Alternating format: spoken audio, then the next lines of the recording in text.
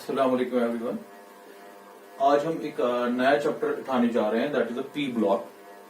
P block जो है periodic table में हमारे पास 4 ब्लॉक्स होते हैं, S, P, D and F. उसी में से हम एक पार्ट देखना चाहते हैं, that is P block. P block generally start होता है ग्रुप नंबर 13 से अप टू ग्रुप नंबर 18। 13, 14, 15, 16, 17, 18 तक आपका ग्रुप पी ब्लॉक होता है। इसमें जो आपका स्टार्ट है 12th क्लास के लिए, that is from group number 15। तो हमें स्टार्ट करने कहां से? ग्रुप 15 से। जो उससे पहले है वो आपके 11th क्लास में होते हैं। So starting from here we are just taking the group 15। तो हम स्टार्ट करेंगे सीधे पी ब्लॉक कहां से? ग्रुप 15 से।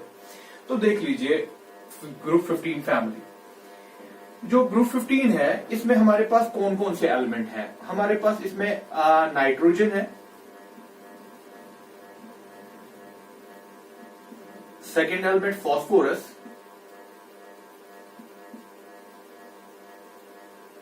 Third one arsenic, fourth one antimony,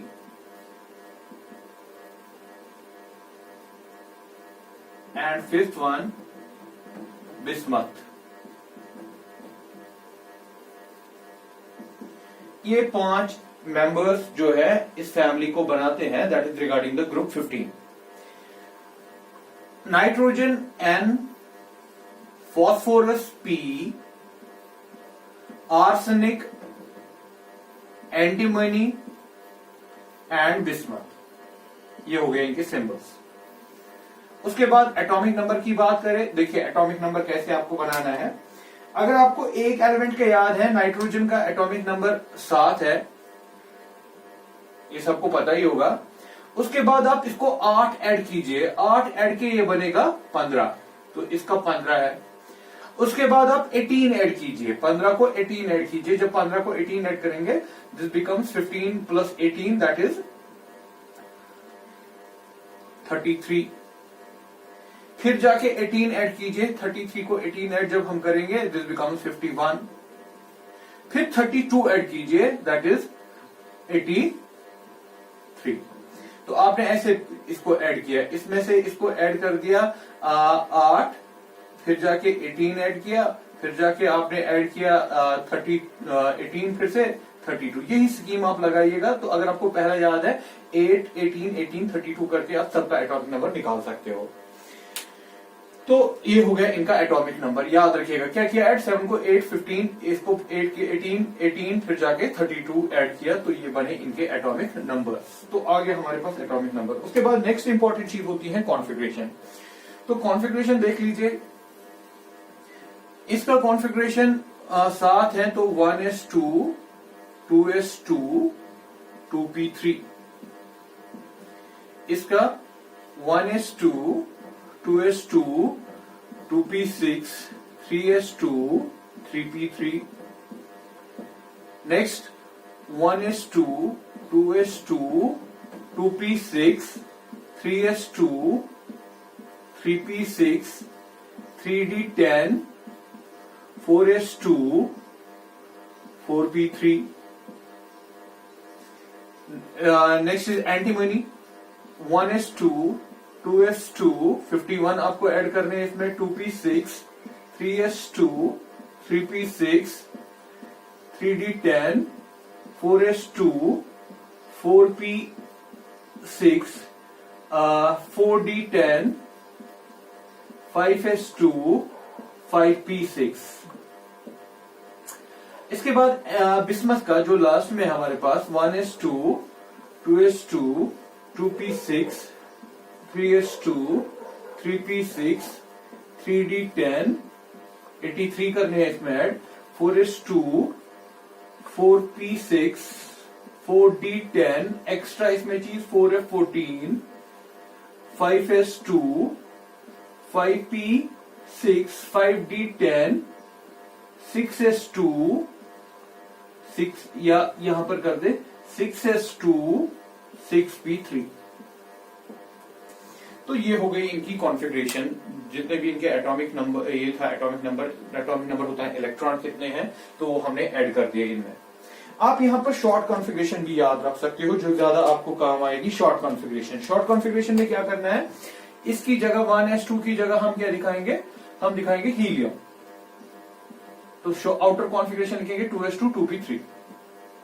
ऐसे ही इसमें जो आपका ये बनेगा 1s2 2s2 2p6 की जगह आप लिखेंगे सीधे यहां पर नियॉन, तो बनेगा 3s2 3p3। अगर इसकी बात करें, यहां पर आपके पास 1s2 2s2 2p6 3s2 3p6 3d10 को छोड़ दीजिए, दैट मीन ये इतना, ये बनेगा ऑर्गन का। ये जो मैंने अंडरलाइन किया ना, ये बना किसकी कॉन्फ़िगरेशन, ऑर्गन। तो शॉर्ट में आप लिख सकते हो AR, इस जो अंडरलाइन पोर्शन हो गया आर्गन, तो बाकी बचा 3d10 4s2 4p3। ठीक है, तो अगर यहां पर देखेंगे आप, ये सारा लीजिएगा यहां तक 4p6 तक, ये जो बचा क्रिप्टॉन 4d10 5s2 5p6। और ऐसे ही आप यहां पर ले सकते हो ये सारी चीजें, सिर्फ ये 4f को छोड़ के, ये जो मैं अंडरलाइन पोर्शन कर रहा हूं, इसकी जगह आप लिख सकते हो जिनॉन 4f14, फिर हो गया 4f14, ये भी छोड़ के 5d10 को भी छोड़ के 5d10 6s2 6p3। अंडरलाइनेड पोर्शन आपने जिनॉन में लिखा, बाकी कॉन्फ़िगरेशन ऐसे। ये होती है शॉर्ट कॉन्फ़िगरेशन। तो आप ऐसे शॉर्ट कॉन्फ़िगरेशन लिख सकते हो, तो आप ज्यादातर शॉर्ट कॉन्फ़िगरेशन पे भी फोकस कर सकते हो। हीलियम 2s2 2p3, बाकी बराबर वैसे ही। यहां पर थोड़ा सा डिफरेंसेस नोट कीजिएगा। यहां पहले वाले दो एलिमेंट्स में डी का कोई जिक्र नहीं है, लेकिन थर्ड एलिमेंट में डी आता है, फोर्थ एलिमेंट में भी डी है, और फिफ्थ एलिमेंट में भी डी भी तो है और एफ भी है। तो डी इलेक्ट्रॉन्स का स्टार्ट कहां से होता है, आर्सेनिक से, और एफ इलेक्ट्रॉन्स कहां से होता है, बिस्मथ से। ठीक है, तो इन चीजों का ख्याल रखिएगा, क्योंकि ये प्रॉपर्टीज पे असर डालेंगे। तो अगर कोई जनरल कहेगा, जनरल आउटर इलेक्ट्रॉनिक कॉन्फ़िगरेशन बोलिए, जनरल आउटर इलेक्ट्रॉनिक कॉन्फ़िगरेशन क्या बना, जनरल आउटर इलेक्ट्रॉनिक कॉन्फ़िगरेशन बन गया बेटा, आउटर क्या है, S में 2 है, P में 3, NS2 NP3। ठीक है, NS2 NP3। वायर N क्या है, N है दैट मीन कौन सा, आउटर शेल नंबर। ठीक है ना, इसमें आउटर शेल 2 है, इसमें 3 है, इसमें 4 है, इसमें 5 है, इसमें 6 है। या आप लिख सकते हो ये किस नाइट्रोजन किस पीरियड का एलिमेंट है, ये सेकंड पीरियड का है। पीरियोडिक टेबल में अगर आप देखोगे, ये सेकंड पीरियड का है, ये थर्ड पीरियड, ये fourth period, fifth period, sixth period. ठीक है ना। चलिए, हम अगर यहाँ पर सीरियल नंबर्स ना लिखे, हम लिखेंगे पीरियड नंबर, तो ये हम एक्स्ट्रा कॉलम डालते हैं यहाँ पर पीरियड नंबर। पीरियड नंबर पे ये दूसरे पीरियड में है, ये तीसरे, फोर्थ, फिफ्थ, सिक्स्थ। तो इससे हम ये लिख सकते हैं, जो ये एन है, N is the period number. होता क्या है, ये शेल नंबर, एक आउटर शेल कौन सा है। तो आप ऐसे भी रख सकते हो, पीरियड नंबर कौन सा है, तो वहां से भी आप ये कंटिन्यू कर सकते हो। तो ये हो गया हमारा इलेक्ट्रॉनिक कॉन्फ़िगरेशन। तो आउटर इलेक्ट्रॉनिक कॉन्फ़िगरेशन क्या बनी, NH2 NP3। देखने वाली बात है, नोट करने वाली बात है, S is completely filled, P is half filled. ठीक है ना, ये यहां पर मैं रब कर रहा हूं,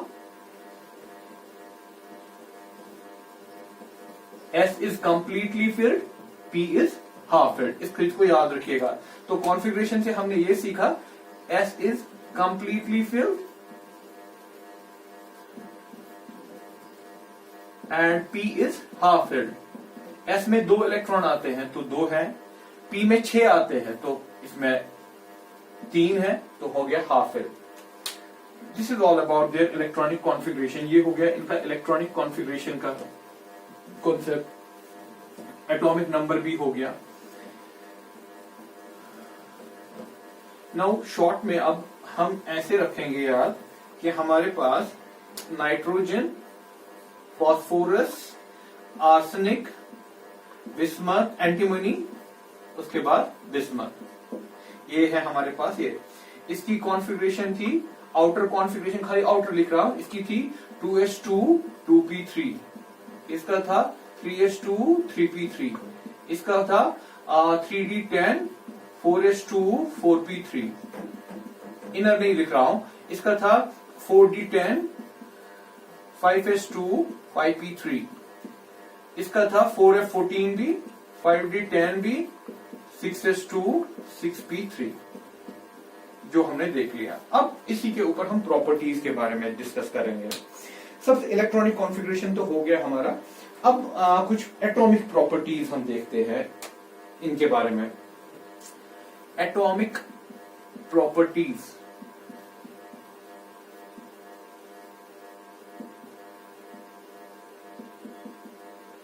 पहली एटॉमिक प्रॉपर्टी मैं बता रहा हूं साइज के बारे में। एटॉमिक और आयनिक साइज, एटॉमिक और आयनिक साइज। अगर एटॉमिक और आयनिक साइज की बात करें, मैं जनरली आपकी टेक्स्ट बुक को यूज करूंगा। सीधे हम टेक्स्ट बुक पे देखेंगे कि साइज का इसका कहना क्या है। ये कह रहा है कि आपके पास जो नाइट्रोजन है, फॉस्फोरस, आर्सेनिक, उसके बाद बिस्मथ, उसके बाद एंटीमनी, बिस्मथ, इसका रेडिये है, आपकी टेक्स्ट बुक लिख रही है, इसका रेडिये है, कोवलेंट रेडिये 70 पिकोमीटर। फॉस्फोरस का है 110, 121, 141, 148। This is covalent radii, covalent radius. और दूसरी बात ये कह रहा है कि आयनिक रेडिये, आयनिक रेडिये दे रहा है इसका 171, इसका है 212, उसके बाद इसका आयनिक रेडिये 222, इसका आयनिक रेडिये 76, इसका 103। ये किसकी बात हो रही है? आयनिक रेडिये की। जब ये आयंस बनाएंगे, लेकिन ये जो तीन है ना, ये जो पहले तीन है, इसमें नाइट्रोजन है N3 नेगेटिव में, और फॉस्फोरस 3 नेगेटिव में, और आर्सेनिक 3 नेगेटिव में। लेकिन यहां पर एंटीमनी जो है 3 पॉजिटिव है, इसलिए ये बहुत कम है यहां पर। और बिस्मथ जो है इट इज इन 3 पॉजिटिव।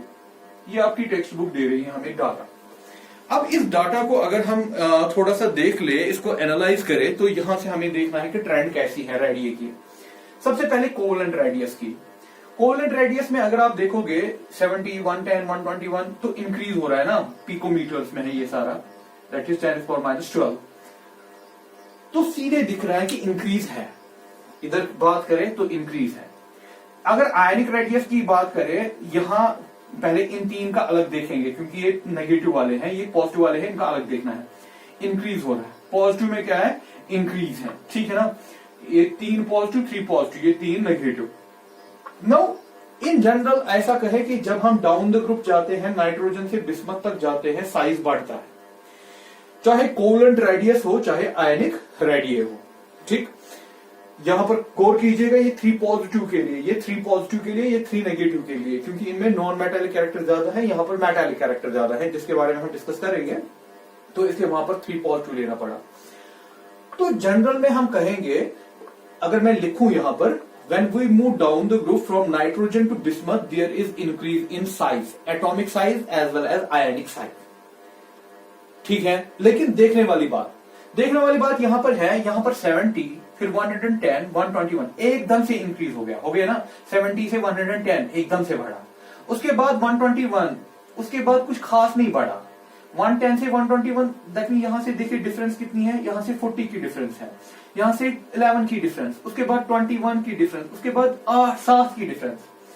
तो इंक्रीज तो होता है, लेकिन नाइट्रोजन से फॉस्फोरस तक जल्दी इंक्रीज होता है, उसके बाद इंक्रीज उतनी है नहीं, उसके बाद there is a slight increase in the size. तो 2 पॉइंट्स यहां पर नोट हो गए। There is increase in size from nitrogen to bismuth, good, but the increase in size is fast when we move nitrogen to phosphorus, and afterwards there is a slight थोड़ी सी increase हो रही है, उतनी ज्यादा increase नहीं हो रही है। तो इस पॉइंट को नोट करते हैं, फिर देखते हैं इसका रीजन क्या है। ऐसा ही आयनिक साइज में भी हमने देखा।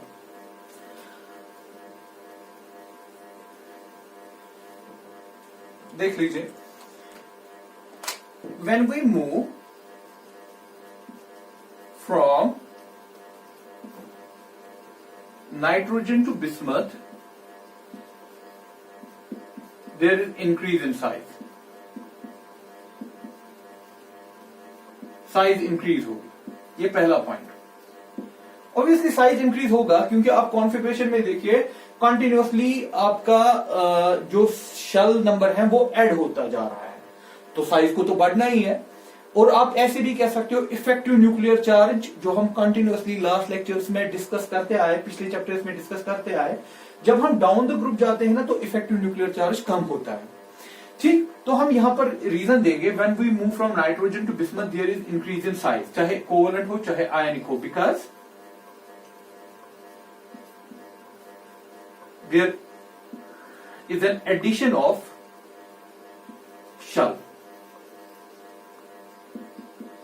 जितना हम नीचे जाते हैं तो शेल नंबर बढ़ता है। यहां पर यह भी याद रखिएगा, down the group effective nuclear charge decreases. Effective nuclear charge decreases. Effective nuclear charge क्या होता है? Z effective, जो पीछे दिखाया मैंने, Z minus S. Z is the nuclear charge, S is the screening constant. Z हो गया न्यूक्लियर चार्ज, S हो गया स्क्रीनिंग कांस्टेंट। जब हम नीचे जाते हैं नाइट्रोजन से बिस्मथ तक, न्यूक्लियर चार्ज बढ़ता है। नाइट्रोजन का है 7 प्रोटॉन्स है, इसमें 15 प्रोटॉन्स हैं, इसमें था 33 प्रोटॉन्स, इसमें था 51 प्रोटॉन, इसमें थे 83 प्रोटॉन्स। ठीक है, जैसे इसका एटॉमिक नंबर था वैसे प्रोटॉन नंबर बढ़ गया। प्रोटॉन नंबर बढ़ गया लेकिन इलेक्ट्रॉन भी तो बढ़ गए, इलेक्ट्रॉन उसकी वजह से स्क्रीनिंग बढ़ गई। स्क्रीनिंग डोमिनेंट होती है इस पे, तो उसकी वजह से हम कहते हैं Z इफेक्टिव घट गया। जैसे ही हम नीचे जाते हैं साइज बढ़ गया। क्या रीजन दिया आपने? शेल बढ़ गया, सीधे आपको दिखता ही है, शेल नंबर्स बढ़ते हैं। ये भी आप लिख सकते हो, इफेक्टिव न्यूक्लियर चार्ज पे भी आप दिखा सकते हो। आप जैसे नाइट्रोजन से बिस्मथ तक जाते हो, आपका इफेक्टिव न्यूक्लियर चार्ज कम हो गया। क्यों कम हो गया? एक्चुअली Z बढ़ गया लेकिन S घट गया, स्क्रीनिंग भी बढ़ गई, Z भी बढ़ गया, S भी बढ़ गया, दोनों चीजें बढ़ गई, लेकिन S का ज्यादा डोमिनेंसी है as compare to this Z, तो हम कहते हैं overall Z effective decreases. So when we move down the group Z effective decreases. ये हो गया एक पॉइंट। लेकिन देखने वाली बात है, जो मैंने आपको डाटा पे दिखाया, जब हम नाइट्रोजन से फास्फोरस तक जाते हैं तो साइज एकदम से बढ़ता है, साइज एकदम से बढ़ता है, लेकिन उसके बाद उतना ज्यादा बढ़ता नहीं है। उस पे आप फोकस कीजिए।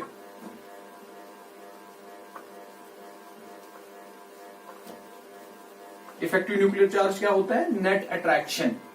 Net attraction by which nucleus can held it's outer most electron. Net attraction, देखिए पहले मैं आपको इफेक्टिव ही बताऊं। Z इफेक्टिव क्या होता है? Net attraction by which nucleus can held outermost electron। लेकिन ये इसका साइज के साथ क्या रिलेशनशिप है? इनवर्स। अगर Z इफेक्टिव कम है तो साइज बढ़ गया। ठीक है ना? कैसे निकलता है? Z इफेक्टिव को कैसे निकालते हैं? Z minus S। हमने जब देखा, हम ऊपर से नीचे गए, नाइट्रोजन से बिस्मथ तक गए, Z बढ़ गया, न्यूक्लियर चार्ज बढ़ा, स्क्रीनिंग भी बढ़ा, लेकिन स्क्रीनिंग की ज्यादा डोमिनेंस आ जाती है एज कंपेयर टू Z, तो इसका ज्यादा चलना है। ये माइनस में है ना, तो ये डिक्रीज हो गया। जब हम नीचे जाते हैं तो इफेक्टिव न्यूक्लियर चार्ज डिक्रीज होता है। जब नेट अट्रैक्शन डिक्रीज हो गई तो उसकी वजह से साइज का क्या हो गया? बढ़ गया।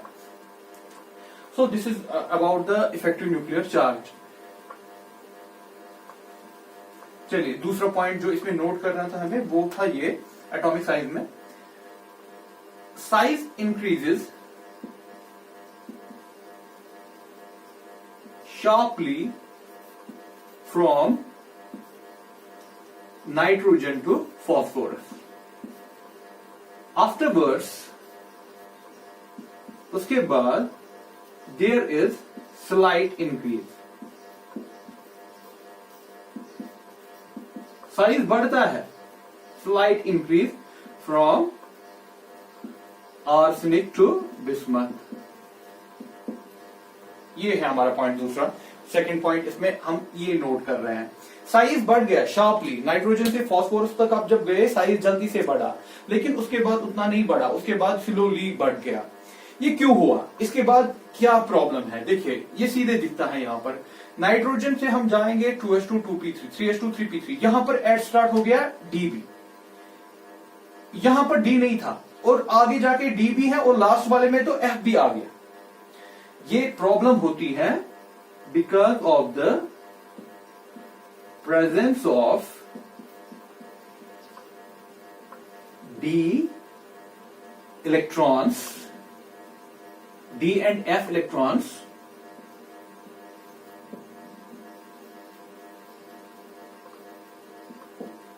because of the presence of D and F electrons। ये क्यों हो जाता है ऐसा? ये होता है कि D और F की वजह से ये प्रॉब्लम हो जाती है।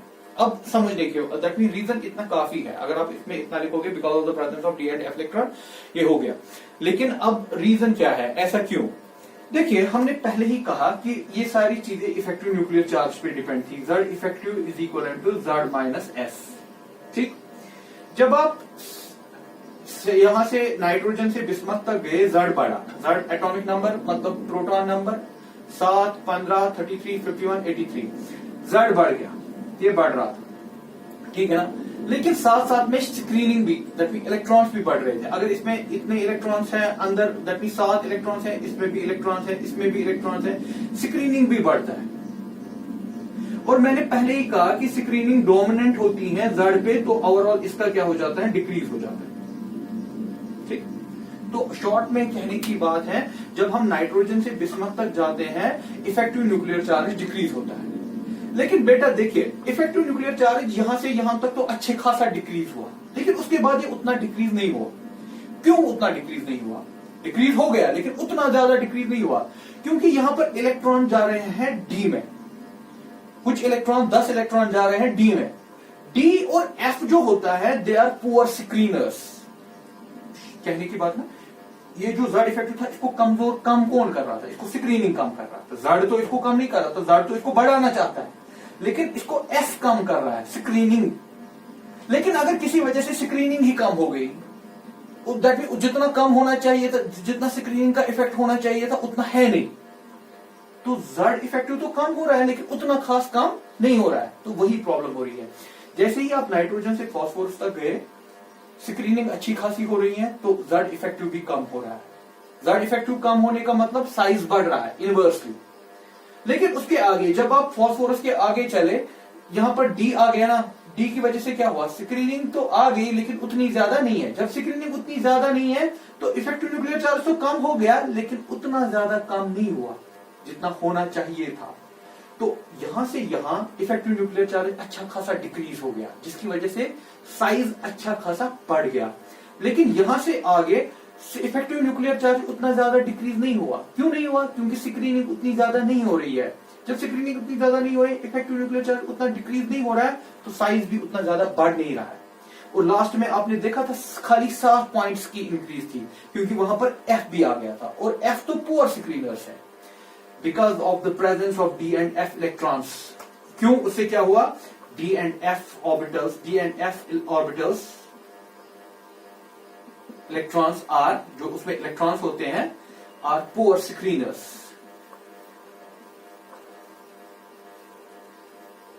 वो क्या है, पुअर स्क्रीनर्स। जब वो पुअर स्क्रीनर्स हैं, so effective nuclear charge does not, देखिए यहां पर आप इसको नोट भी कर सकते हो, इसके बाद इतना आप लिखो एग्जाम में काफी, लेकिन उसके बाद याद रखने के लिए D and F orbital electrons are poor screeners. उससे क्या हुआ, due to which effective nuclear charge decreases but slightly. उसके बाद इफेक्टिव न्यूक्लियर चार्ज डिक्रीज हुआ लेकिन उतना ज्यादा नहीं, स्लाइटली डिक्रीज हो गया।